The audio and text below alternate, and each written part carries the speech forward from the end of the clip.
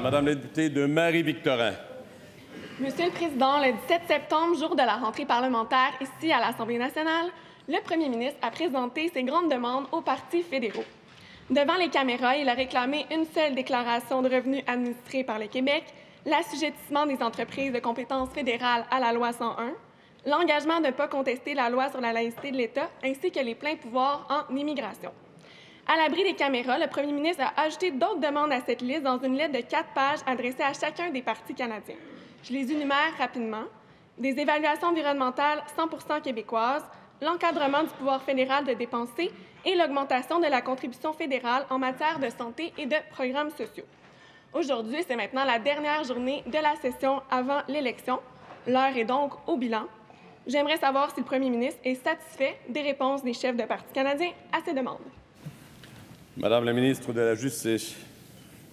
Monsieur le Président, en effet, j'étais présente avec le premier ministre au moment où on a fait part des demandes du gouvernement du Québec, des priorités plutôt du gouvernement du Québec et des attentes que nous avions envers les différents chefs de partis fédéraux. Donc, effectivement, c'est l'heure du bilan, mais ce n'est pas nous qui allons le faire aujourd'hui, Monsieur le Président. La raison pour laquelle nous avons exposé nos attentes, c'est pour amener les chefs à se prononcer. Il y aura d'ailleurs, je pense, un autre débat ce soir. Les chefs le feront. Les Québécois pourront juger s'ils sont satisfaits ou non des réponses des différents partis en élection fédérale sur les priorités des Québécois qui sont également les nôtres, Monsieur le Président. Complémentaire, Madame la députée de Marie-Victorin. Monsieur le Président, je ne veux pas être pessimiste, mais à suivre la campagne, c'est pas mal parti pour beaucoup de demandes, dont celle de l'encadrement du pouvoir fédéral de dépenser. Le professeur Éric Montigny a fait la recension des promesses des partis canadiens et tous ceux qui aspirent à gouverner le Canada ont fait des promesses qui empiètent sur les compétences du Québec. J'aimerais donc savoir, Monsieur le Président, si le gouvernement trouve encourageant pour ces négociations futures de voir que l'essentiel de la campagne fédérale se fait en annonçant des empiètements sur nos compétences.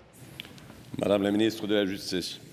Alors, Monsieur le Président, je vais réitérer la même position, la même réponse. Nous allons suivre de très près, effectivement, et nous suivons de très près la campagne électorale, mais nous allons laisser les Québécois juger du contenu des réponses et des prises de position des différents chefs des partis fédéraux.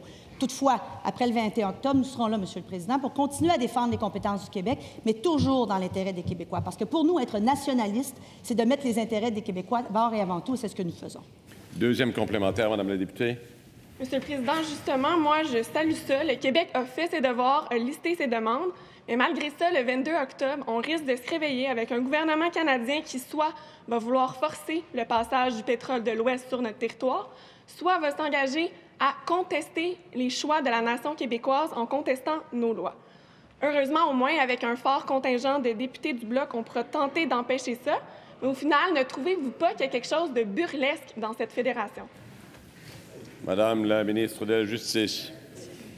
Alors, Monsieur le Président, je ne partage pas le pessimisme de ma collègue de Marie-Victorin sur nos relations avec le gouvernement fédéral. Dans la dernière année, nous avons fait énormément de progrès, entre autres pour la compensation des demandeurs d'asile. Nous avons obtenu 250 millions. C'est même plus que ce que le gouvernement précédent demandait. Nous avons obtenu le processus de nomination du juge québécois à la Cour suprême. Nous avons obtenu plus de 5,4 milliards de dollars dans le domaine de l'emploi et de la formation de la main-d'œuvre. Alors, nous allons continuer de travailler de la même façon, peu importe le prochain gouvernement, nous serons là pour les Québécois.